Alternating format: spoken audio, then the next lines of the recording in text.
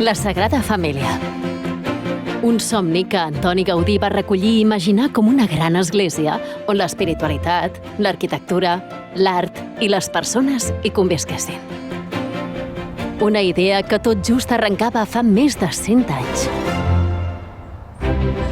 L'arquitecte és l'home sintètic, el que és capaç de veure les coses en conjunt abans que estiguin fetes.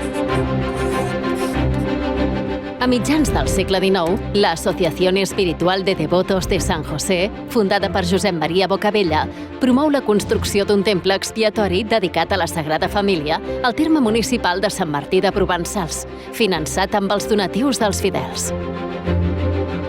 El primer projecte, realitzat per l'arquitecte Francisco de Paula del Villar, consisteix en una església neogòtica que es comença a construir el 19 de març del 1882, dia on es va col·locar la primera pedra. Un any més tard, de Paula del Villar es retira i l'obra passa a mans d'un prometedor arquitecte de 31 anys, Antoni Gaudí, que converteix la Sagrada Família en l'obra de la seva vida. L'arquitecte aviat deixa enrere l'església neogòtica i proposa un projecte molt més ambiciós i arriscat. Conscient que acabar el temple requeriria la feina de diverses generacions, l'arquitecte concentra els esforços en aixecar una façana altíssima, la del naixement. Pensa que si deixa una part acabada, serà molt més difícil que s'abandoni el projecte. El 1926, Antoni Gaudí mor atropellat per un tramvia. Però les obres continuen i el 1935 s'enllesteix la façana del naixement. Durant l'any 36, part del temple s'incendia. Venen temps difícils per al país. Però la Sagrada Família segueix endavant amb el suport dels ciutadans que s'impliquen en les captes populars i continuen donant almoines.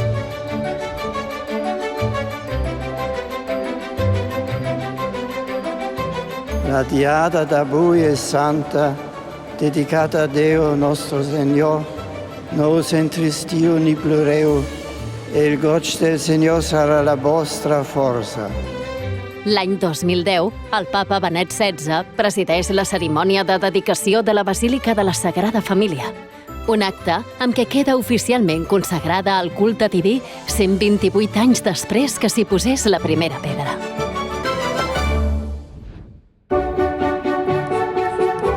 Per fer les coses bé és necessari, primer, l'amor, segon, la tècnica.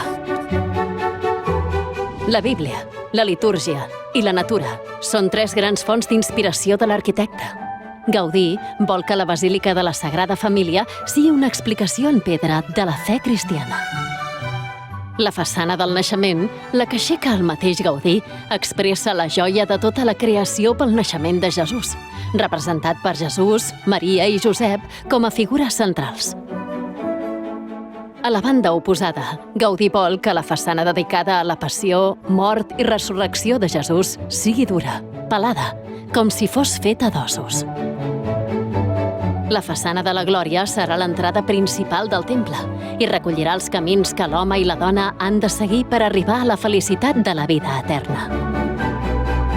A l'interior de la basílica, les naus són com un bosc enorme i a les columnes s'hi representa tota l'Església Universal.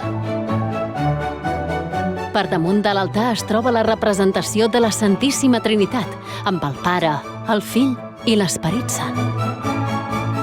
Els murs, descarregats de pes, poden acollir grans finestrals que deixen passar la llum natural amb què es vol expressar la presència de Déu.